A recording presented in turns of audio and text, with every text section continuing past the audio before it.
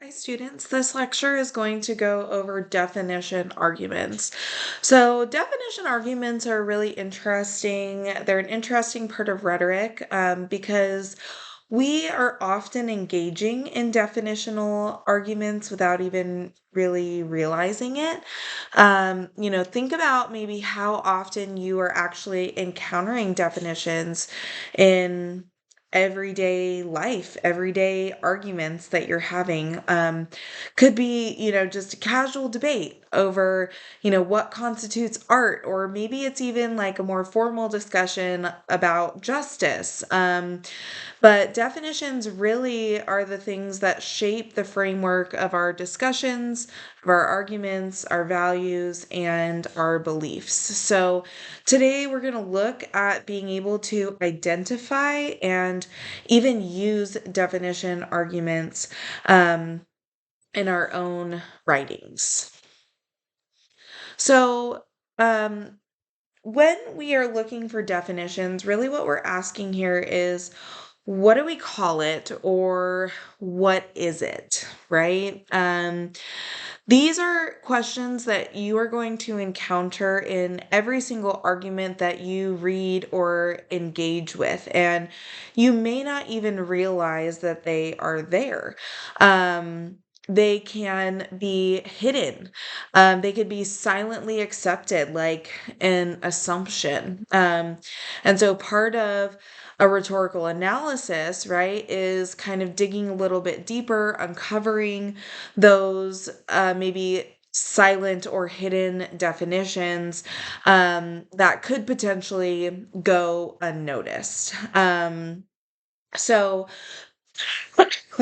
as we're like moving forward here, we want to keep in mind that being able to recognize and articulate these definitions can really impact the clarity and effectiveness of your own arguments. And so the challenge with definitional arguments is to find definitional claims that underlie other claims. Often things that are presented as fact are also arguable, and some of those things can be definitions. So, what is a definitional claim?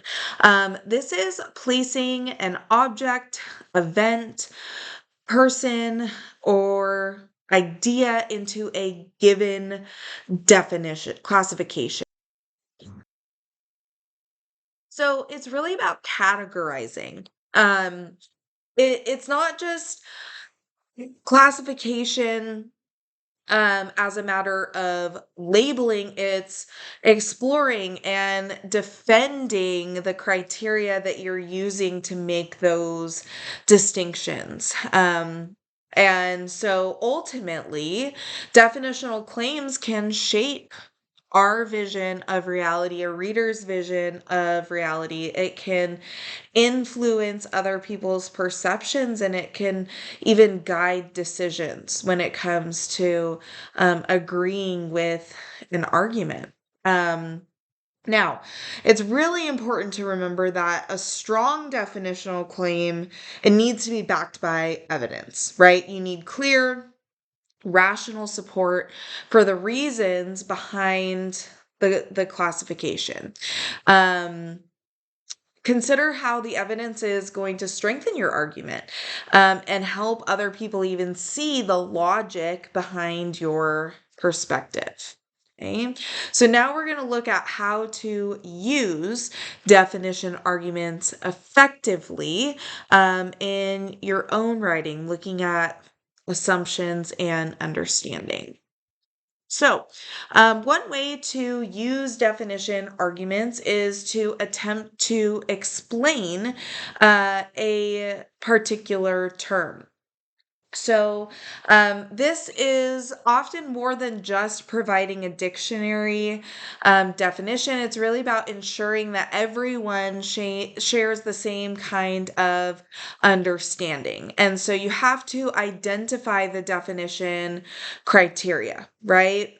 So, this is what is the guide to classifying a term. Oftentimes, this is offering a dictionary definition, but you also want to go beyond that, right? And ensure ethos, right? There are even like some dictionaries that some people trust more than others, right? So you really have to consider your audience when you are providing this kind of dictionary definition, right? And so you want to make sure that the author and the reader's assumptions are the same, right? Um, this is going to help build trust between the writer and the reader and help you to avoid misunderstandings. And by really clearly articulating these sort of definitions, you're setting a strong foundation for your argument. You're making sure that your audience actually understands the perspective and the criteria that you're using to support those definitions. Another way to use definition arguments is to put a more specific subject into a category. Based on criteria. And one way you can do this is by testing your thesis statement. So you can try out examples to see if the criteria that you're using works to distinguish things that fit in the category from things that don't. This is kind of a very important step that is going to add more strength to your argument. Now, when you're using definition arguments, you also want to use evidence for generalizations. You have to justify your choices, demonstrating that this is something typical, something that is sound criteria. And that again is going to enhance your credibility of your definition and make it more persuasive. So here are the benefits of using definition arguments in your own writing. First, it can help avoid equivocation. And we've already learned about equivocation from our textbook and how that can be a logical fallacy where an author uses one word and assumes that, the audience is going to accept this one definition when there are really multiple definitions. And so that's going to reduce the risk of misunderstanding or misinterpretation by your audience. And then also you have to consider that definitions have both emotional and um, literal components. We talk about connotation and denotation, right? You're not only clarifying the literal meaning of a term, but also addressing those emotional connotations that come with it, the pathos, right? And that is just an effective part of being persuasive in general. So here are some strategies that you can use to use the definitional argument. First, you can refer to existing definitions, right? Things that are already out there. And so that'll help kind of connect your audience to maybe things that are familiar to them and sort of build that foundation. Another way that you can use definition arguments is to identify emotional associations, right? Emotions, those connotations influence how words, definitions are perceived. And so being able to address those makes the argument compelling. You can also define something based on what it is not, and we call this negation, right? And again, that helps to eliminate misunderstandings. And then finally, another strategy that you can use is doing or excuse me, second to last is creating an original definition, right? And so this is like offering a new perspective or interpretation based on the context, the subject that you're discussing. And then finally is the elaboration or extended definition, right? You're kind of like going beyond what is already out there, you're adding to it. Okay. And so you want to think about your own arguments, maybe think about what you're writing right now, and think about how a definitional argument could help enhance kind of your main claim of the genre that you are writing in, and how it can help make it more persuasive. But you can also employ ethos, logos, and pathos when you do that.